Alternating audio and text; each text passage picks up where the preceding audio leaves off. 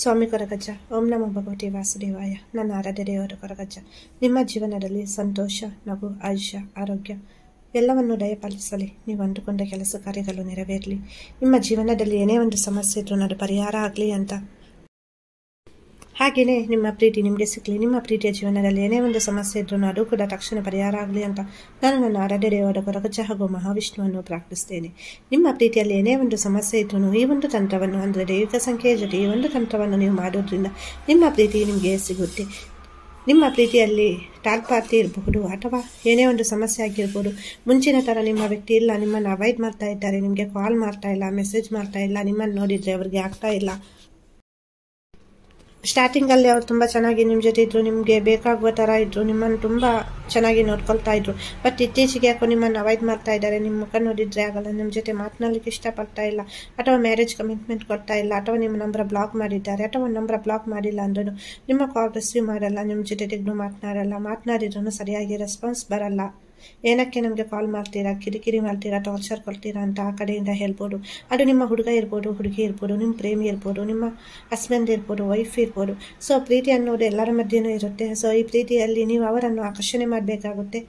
ಈ ಒಂದು ತಂತ್ರದಿಂದ ನೀವು ನಿಮ್ಮ ಪ್ರೀತಿಯನ್ನು ಮರಳಿ ಬರೀತೀರಾ. ಅದು ಯಾವುದೇ ರೀತಿಯ ಪ್ರೀತಿ ಇರ್ಬೋದು, ನೀವು ಮತ್ತು ಅವರ ಮಧ್ಯೆ ಏನೇ ಒಂದು ಸಂಬಂಧ ಇರ್ಬೋದು.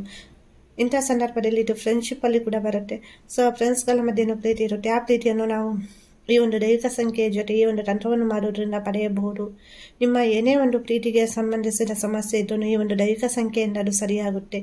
ಮನಸ್ಸಿನಲ್ಲಿ ಯಾವುದೇ ಒಂದು ಕಾರಣಕ್ಕೂ ನೀವು ಅನುಮಾನ ಪಡಬಾರ್ದು, ನಂಬಿಕೆಯನ್ನಿಟ್ಟು ಈ ತಂತ್ರವನ್ನು ಮಾಡಬೇಕಾಗುತ್ತೆ. ನಿಮ್ಮ ಜೀವನದಲ್ಲಿ ನಿಮಗೆ ನೋವು ಇರ್ಬೋದು, ಜೀವನ ಸರಿ ಇಲ್ಲ, ನಾನು ಅಂದ್ಕೊಂಡಿದ್ದು ಏನೂ ಆಗ್ತಾ ಇಲ್ಲ, ನಾನು ಬಯಸಿದ್ದು ಏನೂ ಸಿಗ್ತಾ ಇಲ್ಲ, ನನ್ನ ಜೀವನದಲ್ಲಿ ಯಾಕೆ ಇಂಥ ಕಷ್ಟ, ನೋವು, ದುಃಖ ಅಂತ ನೀವು ಅಂದ್ಕೊಳ್ತಾ ಇರಬಹುದು. ಬಟ್ ಈ ಒಂದು ತಂತ್ರವನ್ನು ಮಾಡೋದ್ರಿಂದ ಆಟೋಮೆಟಿಕ್ಕಾಗಿ ಈ ಎನರ್ಜಿಯಿಂದ ನಿಮ್ಮ ಜೀವನದಲ್ಲಿರುವಂಥ ಸಮಸ್ಯೆಗಳು ಸಹಿತ ಪರಿಹಾರ ಆಗುತ್ತೆ.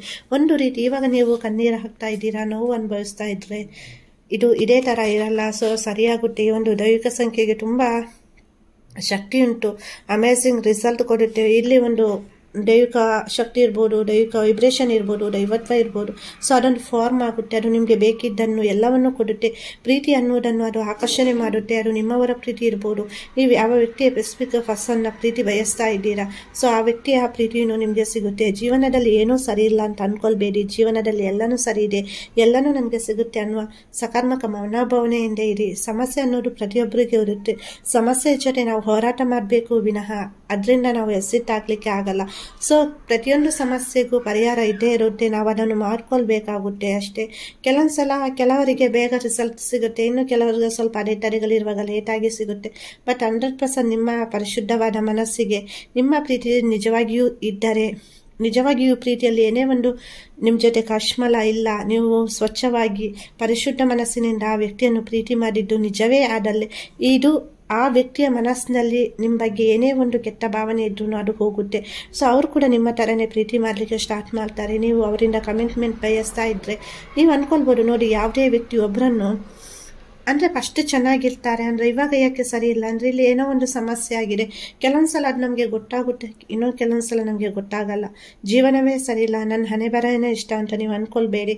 ಖಂಡಿತವಾಗಿಯೂ ಈ ಒಂದು ತಂತ್ರವನ್ನು ಮಾಡಿ ನೋಡಿ, ಖಂಡಿತವಾಗಿ ಇದರಿಂದ ನಿಮಗೆ ಒಳ್ಳೆಯದಾಗುತ್ತೆ. ಯಾವುದೇ ಒಂದು ಕಾರಣಕ್ಕೂ ನೋಡಿ, ಒಮ್ಮೆ ನೀವು ತಂತ್ರವನ್ನು ಮಾಡಲಿಕ್ಕೆ ಸ್ಟಾರ್ಟ್ ಮಾಡಿದರೆ ಅದನ್ನು ಯಾವುದೇ ಒಂದು ಕಾರಣಕ್ಕೂ ನೀವು ಇಷ್ಟು ದಿವಸ ಅಂತ ನಾನು ಹೇಳಿರ್ತೇನಲ್ಲ, ಅಷ್ಟು ದಿವಸದವರೆಗೆ ಸ್ಕಿಪ್ ಮಾಡಲಿಕ್ಕೆ ಹೋಗಬೇಡಿ. ಅಂದರೆ ಮಧ್ಯದಲ್ಲಿ ನಿಲ್ಲಿಸಲಿಕ್ಕೆ ಹೋಗಬೇಡಿ. ಕೆಲವೊಂದು ಸಲ ಇವತ್ತು ಒಂದು ದಿವಸ ಬಿಟ್ಟು ನೆಕ್ಸ್ಟ್ ಮಾಡುವ, ಇಲ್ಲ 2 ದಿವಸ ಗ್ಯಾಪ್ ಕೊಡುವ, ನೆಕ್ಸ್ಟ್ ಮಾಡುವ ಅಂತ. ಸೊ ಅದೆಲ್ಲ ಬೇಡ. ಸೊ ಸ್ವಲ್ಪ ಗ್ಯಾಪ್ ಎಲ್ಲ ಕೊಡಲಿಕ್ಕೆ ಹೋಗಬೇಡಿ, ಕಂಟಿನ್ಯೂ ಆಗಿ ಮಾಡಿ. ಇದನ್ನು ನಮ್ಮ ಹೆಣ್ಮಕ್ಳು ಡೇಟ್ ಟೈಮಲ್ಲಿ ಕೂಡ ಮಾಡ್ಬೋದು. ಹಾಗಾಗಿ ಇಲ್ಲಿ ಯಾವುದೇ ಒಂದು ರೆಸ್ಟ್ರಿಕ್ಷನ್ ಇಲ್ಲ. ನಾನ್ ವೆಜ್ ಕೂಡ ತಿಂದು ಮಾಡ್ಬೋದು, ಸ್ನಾನ ಮಾಡೇ ಮಾಡಬೇಕು ಅನ್ನೋ ರೆಸ್ಟ್ರಿಕ್ಷನ್ ಏನಿಲ್ಲ. ಬಟ್ ಮನಸ್ಸು ಪರಿಶುದ್ಧವಾಗಿರಬೇಕು. ನಿಜವಾಗಿಯೂ ನೀವು ಆ ವ್ಯಕ್ತಿಯನ್ನು ಪ್ರೀತಿ ಮಾಡ್ತಾ ಇದ್ದೀರಾ, ನಿಜವಾಗಿಯೂ ನಿಮ್ಮಲ್ಲಿ ಆ ವ್ಯಕ್ತಿಯ ಬಗ್ಗೆ ಪ್ರೀತಿ ಉಂಟು, ಕನ್ಸರ್ನ್ ಉಂಟು, ಅವ್ರು ನಿಮ್ಮ ಲೈಫಲ್ಲಿ ಬೇಕು, ನಿಜವಾಗಿಯೂ ನೀವು ಮನಸಾರೆ ಪ್ರೀತಿ ಮಾಡಿದ್ದು ಸತ್ಯವಾಗಿದ್ದಲ್ಲಿ ಈ ಪ್ರೀತಿ ನಿಮಗೆ ಸಿಗುತ್ತೆ. ಅದು ಎಷ್ಟು ದಿವಸ ಅಂದರೆ ಕೆಲವೊಂದ್ಸಲ ಕೆಲವರಿಗೆ ನಾನು ಹೇಳಿದವರಿಗೆ 4 ದಿವಸದಲ್ಲಿ ರಿಸಲ್ಟ್ ಬಂದಿದೆ, ಇನ್ನು ಕೆಲವರಿಗೆ 40 ದಿವಸ ತಗೊಂಡಿದೆ. ಏನಕ್ಕೆ ಅಂದರೆ ಕೆಲವೊಂದು ಸಲ ಇಲ್ಲಿ ಸಮಸ್ಯೆಗಳನ್ನು ಇರುತ್ತೆ. ನೋಡಿ, ನಿಮ್ಮ ಪ್ರೀತಿಯಲ್ಲಿ ಏನು ಸಮಸ್ಯೆ ಉಂಟಂತ ನಿಮಗೇನೆ ಗೊತ್ತಿರಲ್ಲ ಕೆಲವೊಂದು ಸಲ. ಸೊ ಹಾಗಾಗಿ ಸ್ವಲ್ಪ ಅಡೆತಡೆಗಳಿರುವಾಗ ಸ್ವಲ್ಪ ಲೇಟ್ ಆಗುತ್ತೆ. ಕೆಲವೊಂದು ಸಲ 24 ಗಂಟೆ 48 ಗಂಟೆಯಲ್ಲೂ ಕೂಡ ರಿಸಲ್ಟ್ ಬರುತ್ತೆ. ಬಟ್ ನಾನೊಂದು ಇಷ್ಟು ದಿವಸ ಮಾಡಬೇಕು ಅಂತ ಹೇಳ್ತೇನಲ್ಲ, ಅದನ್ನು ನೀವು ಕಂಟಿನ್ಯೂ ಆಗಿ ಮಾಡಬೇಕಾಗುತ್ತೆ. ಯಾವುದೇ ಒಂದು ಕಾರಣಕ್ಕೂ ಇಲ್ಲಿ ಒಂದು ಫಾರ್ಮ್ ಆಗಿರುವಂತಹ ದೈವಿಕ ವೈಬ್ರೇಷನ್ ಇರ್ಬೋದು, ದೈವಿಕ ಎನರ್ಜಿ ಇರ್ಬೋದು. ಸೊ ಅದನ್ನು ನಾವು ಮಧ್ಯದಲ್ಲಿ ಬ್ರೇಕ್ ಮಾಡಲಿಕ್ಕೆ ಹೋಗಬಾರ್ದು. ಸೊ ಹಾಗಾಗಿ ನಂಬಿಕೆಯನ್ನು ಇಟ್ಟು ಮಾಡಬೇಕು. ಯಾವುದೇ ಒಂದು ತಂತ್ರವನ್ನು ಮಾಡುವಾಗ ನೋಡಿ, ಕಣ್ಣೀರು ಹಾಕಬಾರ್ದು, ನಗ್ನಾಗ್ತಾ ಮಾಡಬೇಕು. ನಿಮ್ಮ ಜೀವನದಲ್ಲಿ ಈಗ ನೋವುಂಟು, ಹುಡುಗ ಇಲ್ಲ, ನಿಮ್ಮದು ಹುಡುಗಿ ಇಲ್ಲ, ಬಿಟ್ಟು ಹೋಗಿದ್ದಾರೆ, ನನಗೆ ಅರ್ಥ ಆಗುತ್ತೆ. ಬಟ್ ಇದನ್ನೆಲ್ಲ ಮಾಡುವಾಗ ನೀವು ಖುಷಿಯಾಗಿ ಮಾಡಬೇಕು. ಏನಕ್ಕಂದ್ರೆ ಅವ್ರು ನಿಮ್ಮ ಲೈಫಲ್ಲಿ ರಿಟರ್ನ್ ಬರಬೇಕಲ್ಲ. ನೀವು ಕಣ್ಣೀರು ಹಾಕಿ ಮಾಡಿದರೆ ಅದು ವರ್ಕ್ ಆಗೋಲ್ಲ. ಸೊ ಹಾಗಾಗಿ ಮನಸ್ಸಿನಲ್ಲಿ ಅವ್ರು ಬರ್ತಾರೆ ಅನ್ನೋ ನಂಬಿಕೆಯಿಂದ ಖಂಡಿತವಾಗಿಯೂ ಮಾಡಿ, ಒಳ್ಳೆಯದಾಗುತ್ತೆ. ಮತ್ತು ನಮ್ಮ ಹೆಣ್ಮಕ್ಳು ಹಣೆಗೆ ಕುಂಕುಮ ಅಥವಾ ಸ್ಟಿಕ್ಕರ್ ಇರುವುದಾದ್ರೆ ಇಟ್ಕೊಳ್ಳಿ, ಇಲ್ಲಾಂದರೆ ಕೆಂಪು ಬಣ್ಣದ ಡ್ರೆಸ್ ಇದನ್ನು ಮಾಡುವಾಗ ಹಾಕ್ಕೊಳ್ಳಿ. ಮತ್ತೆ ನೀವು ಬೇಕಿದ್ರೆ ಚೇಂಜ್ ಮಾಡಿ. ಸೊ ಹುಡುಗರು ಕೂಡ ಹಾಗೇನೆ ಕೆಂಪು ಶರ್ಟ್ ಯೂಸ್ ಮಾಡಿ ಕೆಂಪಿಲ್ಲ ಅಂದರೆ ನೋಡಿ ಒಂದು ಟೀ ಶರ್ಟ್ ಆದ್ರೂ ತಗೊಳ್ಳಿ. ಸೊ ಕೆಂಪು ಡ್ರೆಸ್ ಹಾಕಲೇಬೇಕಾಗುತ್ತೆ ನೀವು ಇಲ್ಲಿ, ಹಾಗೆ ಹೇಳ್ತಾ ಇದ್ದೇನೆ. ಸೊ ಯಾವುದೇ ಒಂದು ಕಾರಣಕ್ಕೂ ಕಪ್ಪು ಬಣ್ಣದ ಡ್ರೆಸ್ ಹಾಕೊಂಡು ಮಾಡಲಿಕ್ಕೆ ಹೋಗಬೇಡಿ, ಅವಾಯ್ಡ್ ಮಾಡಿ. ಬ್ಲಾಕ್ ಡ್ರೆಸ್ಸನ್ನೆಲ್ಲ ಅವಾಯ್ಡ್ ಮಾಡಿ ಅಂತ ಹೇಳ್ತಾ ಇದ್ದೇನೆ. ಈ ದೈಹಿಕ ಸಂಖ್ಯೆಯನ್ನು ಡೈಲಿ ನೀವು 51 ಬಾರಿ ಹೇಳಬೇಕಾಗುತ್ತೆ. ಬೆಳಿಗ್ಗೆ ಮತ್ತು ಸಂಜೆ, ರಾತ್ರಿ ಮಲಗೋಕ್ಕಿಂತ ಮುಂಚೆನೇ ಹೇಳ್ಬೋದು. ಸಂಜೆ ಆಗಿಲ್ಲ ಅಂದರೆ ರಾತ್ರಿ ಮಲಗೋಕ್ಕಿಂತ ಮುಂಚೆ, ಊಟ ಎಲ್ಲ ಆದ ನಂತರನೂ ಹೇಳ್ಬೋದು. ನಾನ್ ವೆಜ್ ತಿನ್ಬಿಟ್ಟು ಕೂಡ ಹೇಳ್ಬೋದು. ಹಾಗೆಯೇ ನಾನು ಹೇಳಿದಾಗೆ ನಮ್ಮ ಹೆಣ್ಮಕ್ಳು ಡೇ ಟೈಮಲ್ಲಿ ಕೂಡ ಇದನ್ನು ಮಾಡ್ಬೋದು. ಬೆಳಿಗ್ಗೆ ಮತ್ತು ಸಂಜೆ ಮಾಡಬೇಕಾಗುತ್ತೆ ಇದನ್ನು. ಈ ಒಂದು ದೈಹಿಕ ಸಂಖ್ಯೆಯನ್ನು ನೀವು ಜಪ ಮಾಡಬೇಕಾಗುತ್ತೆ 51 ಬಾರಿ. ಹಾಗೆಯೇ ಜಪ ಮಾಡಲಿಕ್ಕೆ ಆಗಲಿಲ್ಲ ಅಂದರೆ ನಾನು ನನ್ನ ಪ್ರಾರ್ಥನೆ ಮಾಡಿಬಿಟ್ಟು, ನಾನು ನಿಮ್ಮ ಪರವಾಗಿ ಪ್ರೇಯರ್ ಮಾಡಿಬಿಟ್ಟು ವಿಡಿಯೋ ಅಪ್ಲೋಡ್ ಮಾಡ್ತೇನೆ. ಬೇಕಿದ್ರೆ ಹೇಳಿ, ನಿಮಗೆ ಟೈಮ್ ಇಲ್ಲ ಜಪ ಮಾಡಲಿಕ್ಕೆ ಅಂದರೆ. ಇಲ್ಲ ಅಂದರೆ ನೀವು ಬೆಳಿಗ್ಗೆ ಮತ್ತು ಡೈಲಿ ನೀವು ಇದನ್ನು ಬೆಳಿಗ್ಗೆ ಮತ್ತು ಸಂಜೆ ಬರೀಬೇಕಾಗುತ್ತೆ ಈ ಸಂಖ್ಯೆಯನ್ನು. ನಾನು ಯಾವ ದೈವಿಕ ಸಂಖ್ಯೆ ಅಂತ ಹೇಳ್ತೇನೆ ನೋಡಿ. ಈ ದೈವಿಕ ಸಂಖ್ಯೆ ಈ ರೀತಿ ಉಂಟು. ಇದನ್ನು ನೀವು ಕೆಂಪು ಬಣ್ಣದ, ಕೆಂಪು ಇಂಕ್, ರೆಡ್ ಇಂಕ್ ಪೆನ್ನಲ್ಲಿ ನೀವು ಇದನ್ನು ಬರೀಬೇಕಾಗುತ್ತೆ. ಒಂದು ಡೈರಿ ತಗೊಳ್ಳಿ, ಒಂದು ಚಿಕ್ಕ ಬುಕ್ ಕೂಡ ಆಗ್ಬೋದು. ಇದನ್ನು ಡೈಲಿ ಮಾರ್ನಿಂಗ್ ಬೆಳಿಗ್ಗೆ 51 ಸಲ ಬರೀತೀರಿ ದೈವಿಕ ಸಂಖ್ಯೆಯನ್ನು. ಹಂಗೇನೆ ಸಂಜೆ 51 ಸಲ ಬರೀತೀರಿ. ಅಂದರೆ ಸಂಜೆ ಇಲ್ಲ ಅಂದರೆ ರಾತ್ರಿ ಮಲಗುವಾಗ ನಿಮಗೆ ಯಾವುದು ಟೈಮ್ ಆಗುತ್ತೆ ನೋಡಿ, ಆ ಟೈಮಲ್ಲಿ ಯಾವುದೇ ಒಂದು ಹೊತ್ತಲ್ಲಿ ಮಾಡ್ಬೋದು. ಬಟ್ ಟೈಮಿಂಗ್ ಕರೆಕ್ಟ್ ಇರಬೇಕು. ನೀವು ಇವತ್ತು ಬೆಳಿಗ್ಗೆ 7 ಗಂಟೆಗೆ ಬರೆದ್ರೆ ನಾಳೆನೂ 7 ಗಂಟೆಗೆ ಬರಬೇಕು. 3ನೇ ದಿವಸನೂ 7 ಗಂಟೆಗೇ ಬರೀಬೇಕು. ಹಾಗೇನೆ ನೈಟ್ ನೀವು 9 ಗಂಟೆಗೆ ಬರೀತೀರಿ ಅಂದರೆ ನಾಳೆ ಕೂಡ 9 ಗಂಟೆಗೇ ಬರೀಬೇಕು. 6 ಗಂಟೆಗೆಲ್ಲ ಬರೀಲಿಕ್ಕೆ ಹೋಗಬಾರ್ದು, 11 ಗಂಟೆಗೆ ಬರೀಬಾರ್ದು. ಕಂಟಿನ್ಯೂ ಈ ಒಂದು ಟೈಮನ್ನು ಸ್ವಲ್ಪ ಅಡ್ಜಸ್ಟ್ ಮಾಡಿಕೊಂಡು ನೋಡ್ಕೊಳ್ಳಿ, ನಿಮಗೆ ಯಾವುದು ಕರೆಕ್ಟಾಗಿ ಮಾಡಲಿಕ್ಕೆ ಆಗುತ್ತೆ ಅಂತ ಇದನ್ನು. ಮತ್ತು 41 ದಿವಸ ನೀವು ಕಂಟಿನ್ಯೂ ಆಗಿ ಮಾಡಬೇಕಾಗುತ್ತೆ ಇದನ್ನು. ನಿಮ್ಮ ಪ್ರೀತಿ ಅದಕ್ಕಿಂತ ಮುಂಚೆ ನಿಮ್ಮನ್ನು ಹುಡುಕಿಕೊಂಡು ಬರುತ್ತೆ, ಅವರು ಚೇಂಜ್ ಆಗ್ತಾರೆ. ಆದರೆ ಇದನ್ನು ಕಂಟಿನ್ಯೂ ಆಗಿ ನೀವು 41 ದಿವಸ ಮಾಡಲೇಬೇಕು. ನಿಮಗೆ ನಾನು ಮಾಡುವಂಥ ವೀಡಿಯೋಸಿಂದ ಯೂಸ್ ಇದೆ, ಹೆಲ್ಪ್ ಆಗ್ತಾ ಉಂಟು ಅಂತ ಪ್ಲೀಸ್ ನಮ್ಮ ಚಾನಲನ್ನು ಸಬ್ಸ್ಕ್ರೈಬ್ ಮಾಡಿ. ಹಾಗೆಯೇ ವಿಡಿಯೋ ಇಷ್ಟ ಆದರೆ ಲೈಕ್ ಮಾಡಿ, ಶೇರ್ ಮಾಡಿ. ಬೇರೆಯವರಿಗೆ ಸಹಿತ ಏನಾದರೂ ಅವರ ಜೀವನದಲ್ಲೂ ಸಮಸ್ಯೆ ಇದ್ದು ಪ್ರೀತಿ ರಿಲೇಟೆಡ್, ಸೊ ಅದು ಕೂಡ ಸಾಲ್ವ್ ಆಗಲಿ ಅನ್ನೋದೇ ನಮ್ಮದು ಆಸೆ. ಈ ದೈವಿಕ ಸಂಖ್ಯೆ ಬಂದುಬಿಟ್ಟು ಈ ರೀತಿ ಉಂಟು ನೋಡಿ, ಸರಿಯಾಗಿ ನೋಡಿ. 8 8 8, ಸ್ವಲ್ಪ ಗ್ಯಾಪ್ ಬಿಟ್ಟು ಸ್ಪೇಸ್ ಕೊಟ್ಟು 9 1 2, ಸ್ವಲ್ಪ ಗ್ಯಾಪ್ ಬಿಟ್ಟು 8 1 8 8 4 8.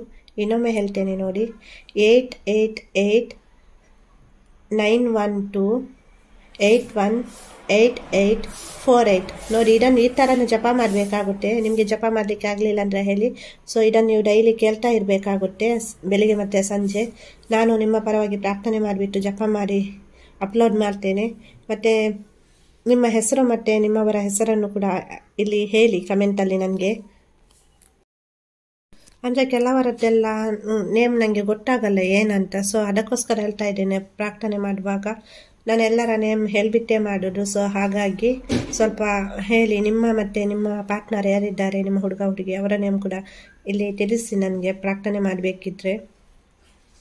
ಇದನ್ನು ನೀವು ಬೆಳಿಗ್ಗೆ 51 ಬಾರಿ, ಸಂಜೆ 51 ಬಾರಿ ಬರೀಬೇಕಾಗುತ್ತೆ.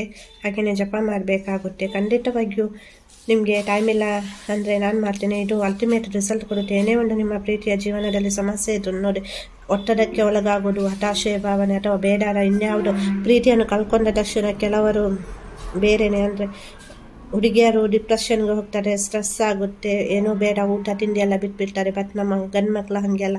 ಸೊ ಇನ್ಯಾವುದು, ಸೊ ಏನೋ ಒಂದು ಎಡಿಷನ್ ಅಂದರೆ ಅವ್ರು ಎಡಿಕ್ಟ್ ಆಗಿ ಬಿಡ್ತಾರೆ. ಸೊ ಹಾಗಾಗಿ ಆ ತಪ್ಪನ್ನೆಲ್ಲ ಮಾಡಬೇಡಿ. ನಿಮ್ಮ ಪ್ರೀತಿ ಪರಿಶುದ್ಧವಾಗಿದ್ದೇ ಆದಲ್ಲಿ ಆ ವ್ಯಕ್ತಿ ಎಂಥದ್ದೇ ಒಂದು ಸಿಚುವೇಶನಲ್ಲಿದ್ದು ಅವರ ಮನಸ್ಸು ಪರಿವರ್ತನೆಯಾಗಿ ಅವರು ನಿಮ್ಮ ಕಡೆ ಬಂದೇ ಬರ್ತಾರೆ.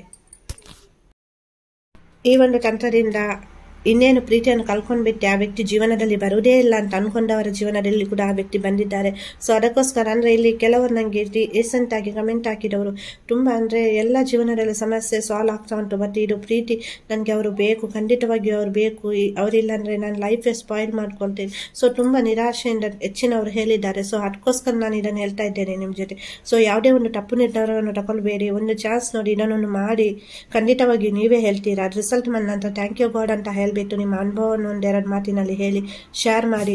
ನಮಗೆ ಒಳ್ಳೆಯದಾದ ನಂತರ ನಾವು ಆ ದೇವರಿಗೆ ಧನ್ಯತಾ ಭಾವನೆಯನ್ನು ಸಮರ್ಪಿಸಬೇಕಾಗುತ್ತೆ. ಇದನ್ನು ನೀವು ನಿಮ್ಮ ಇಷ್ಟ ದೇವರು ಗುರುಗಳನ್ನು ಪ್ರಾರ್ಥನೆ ಮಾಡಬೇಕು. ಹಾಗೆಯೇ ಸರ್ವಶಕ್ತನಾದ ಭಗವಂತ ಯೂನಿವರ್ಸಲ್ನಲ್ಲಿ ಪ್ರಾರ್ಥನೆಯನ್ನು ಮಾಡಿ.